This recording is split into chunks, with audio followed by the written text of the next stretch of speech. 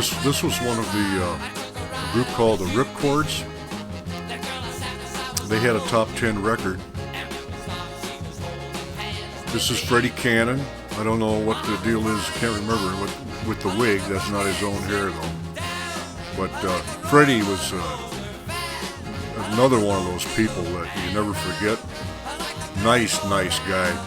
They always used Freddie to close the first half of the show, because when he would get done, he would have everybody in the audience standing up, and he'd get everybody riled up to take an intermission and then come back for the second part.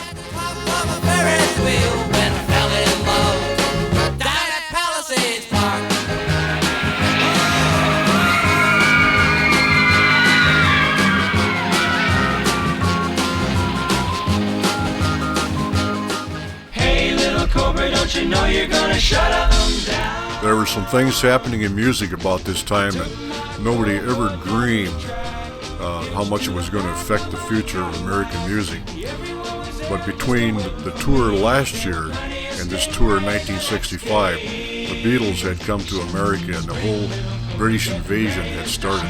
And we were beginning to even see it on this tour, and we were beginning to hear a lot of things about these English groups.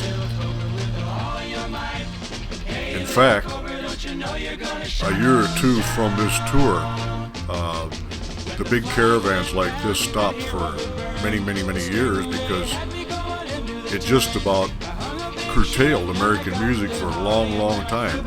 And I remember in my own case that after this we came back to our hometown of Sioux Falls and had to go back and play the same places that we started out on.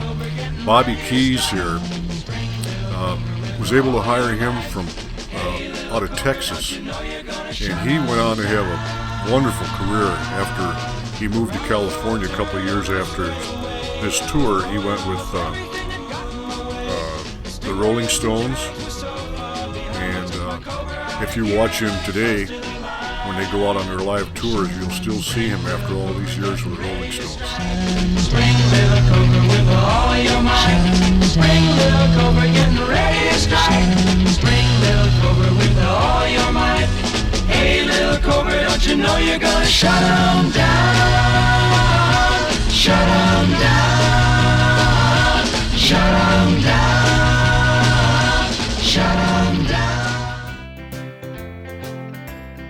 Here's a good example of having an English group like this on a Dick Clark show. That's Peter Noon there, and these were really nice guys.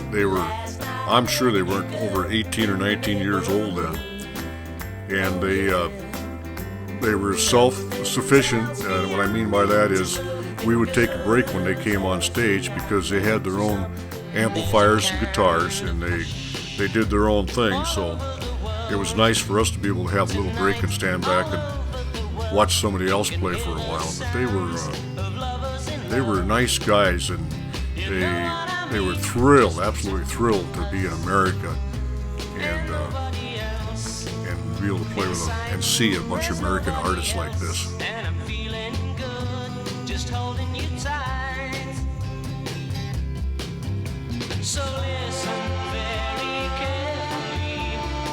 That's not the same jacket that Bobby wore on his everyday stage clothes, but I think he might have went down and probably picked it up at the Salvation Army for this party. One of the hardest groups to rehearse was this group right here, Little Anthony and the Imperials. A lot of your rock and roll songs are 3 or 4 chords, but when you stop back and think of some of their hits, like Think I'm Going Out on My Head, and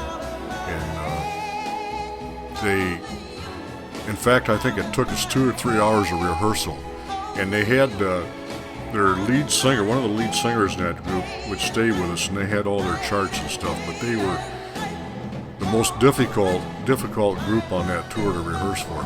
But we finally got it down, and I know I was really worried when this tour started, and I talked to Dick Clark about being a little bit nervous, and he said, "Don't worry about a thing." He said, 3 or 4 days, and he says, "You'll have it down, and you'll look back and you'll laugh how easy it will be for you."